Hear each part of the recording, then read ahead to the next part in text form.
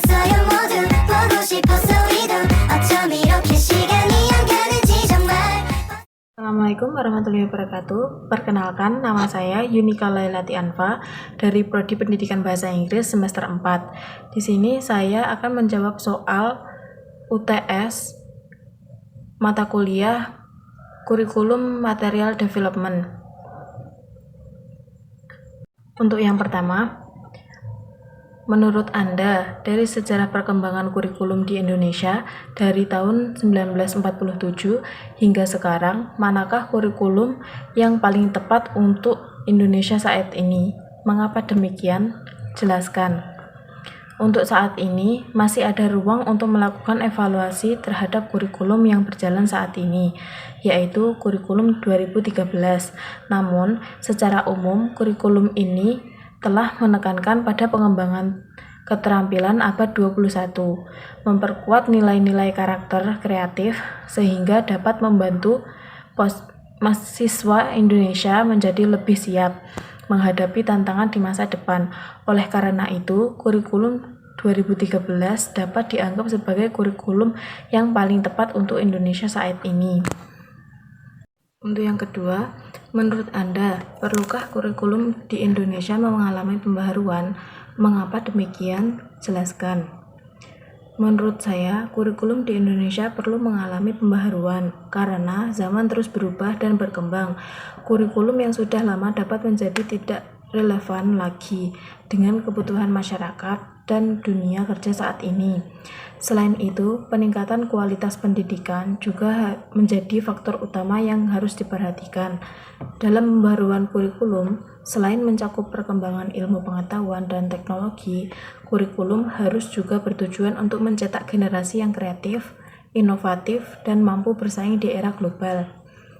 Pembaruan kurikulum juga dapat membantu mengurangi kesenjangan antara pendidikan di kota dan pedesaan, serta meningkatkan kualitas pendidikan secara keseluruhan.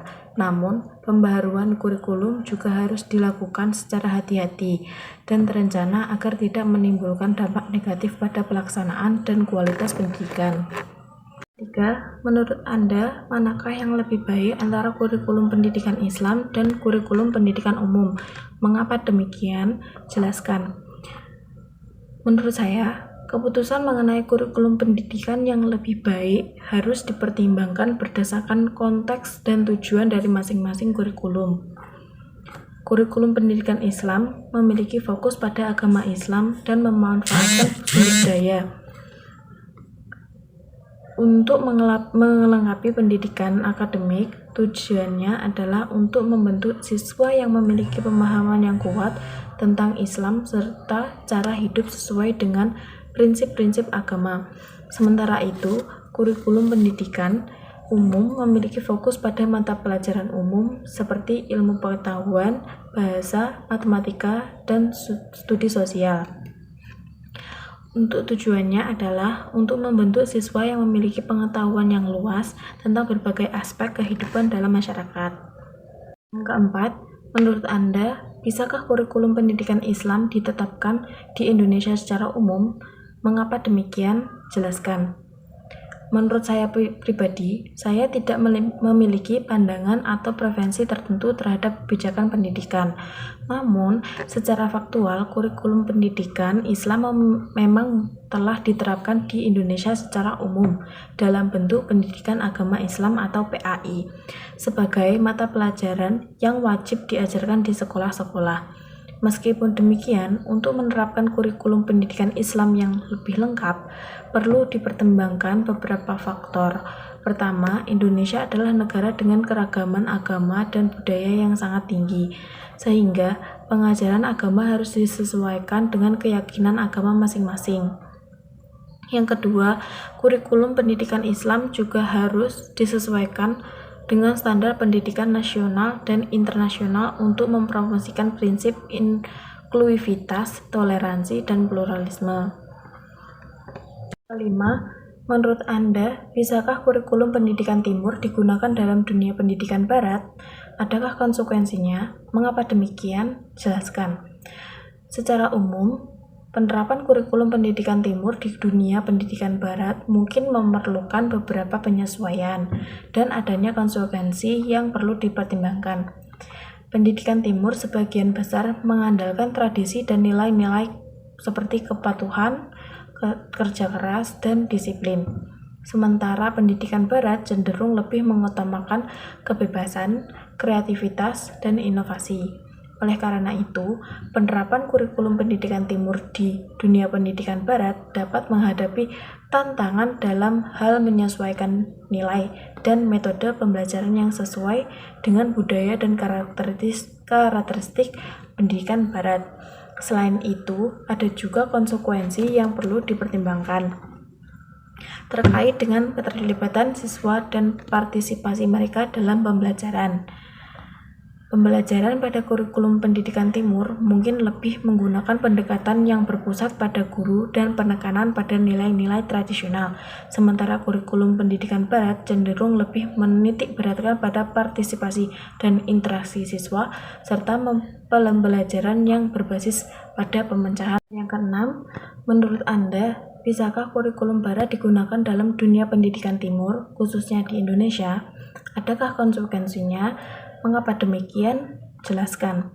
Kurikulum barat dapat digunakan dalam dunia pendidikan timur, khususnya di Indonesia. Namun, dengan beberapa konsekuensi yang harus diperhatikan. Ada beberapa konsekuensi yang antara lain. Yang pertama, masalah persepsi dan pandangan dunia. Kurikulum barat cenderung didasarkan pada pandangan dan persepsi dunia yang berbeda dengan budaya dan nilai-nilai timur, khususnya Indonesia. Hal ini dapat menyebabkan siswa sulit memahami konsep dan nilai-nilai yang diajarkan. Yang kedua, bahasa asing. Sebagian besar kurikulum barat menggunakan bahasa asing seperti bahasa Inggris sebagai bahasa pengantar. Hal ini dapat menyulitkan siswa yang belum mahir berbahasa Inggris dan memungkinkan terjadi kesenjangan dalam hal pemahaman.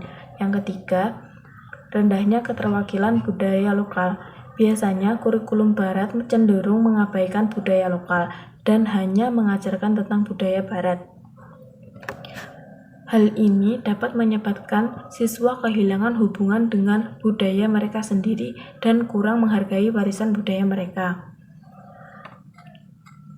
Namun, penggunaan kurikulum barat di Indonesia juga memiliki keuntungan. Salah satunya adalah menawarkan standar pendidikan internasional yang dapat membantu siswa untuk bersaing di arena global. Selain itu, kurikulum barat juga dapat memberikan perspektif yang lebih luas, inklusif mengenai isu-isu global. Dalam mengadopsi kurikulum barat, sistem pendidikan Indonesia perlu memperhatikan dan memadukan nilai-nilai lokal dan dengan nilai-nilai barat, serta mengajarkan siswa untuk menghargai dan memahami keberagaman budaya yang ada. Soal nomor 7, menurut Anda, bagaimanakah kurikulum yang baik dan efektif itu? Mengapa demikian? Jelaskan. Menurut saya, kurikulum yang baik dan efektif adalah kurikulum yang fleksibel, kontekstual, terintegrasi, dan berfokus pada kebutuhan siswa. Pertama, kurikulum yang fleksibel memungkinkan siswa untuk meningkatkan kekuatan dan kelemahan mereka secara individual. Siswa dapat membuat rencana studi yang disesuaikan dengan kebutuhan mereka. Kurikulum harus juga dapat menyesuaikan dengan perubahan bentuk pandemi yang melanda saat ini. Kedua, kurikulum yang kontekstual mengungkapkan pentingnya materi pelajaran dalam kehidupan sehari-hari.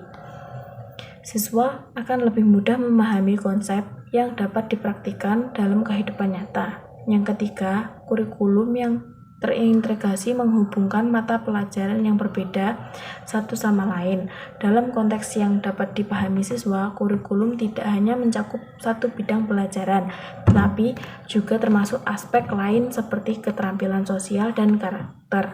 Yang terakhir, kurikulum yang berfokus pada kebutuhan siswa dapat membantu siswa mengidentifikasi kekuatan mereka dan mengembangkan keterampilan yang diperlukan untuk mencapai tujuan mereka.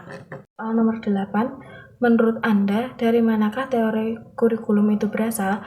Mengapa demikian? Jelaskan. Teori kurikulum berasal dari berbagai disiplin ilmu seperti pendidikan, sosiologi, psikologi, filosofi, dan antropologi. Teori muncul karena adanya kebutuhan untuk mengembangkan kurikulum yang dapat memenuhi tujuan pendidikan yang diinginkan.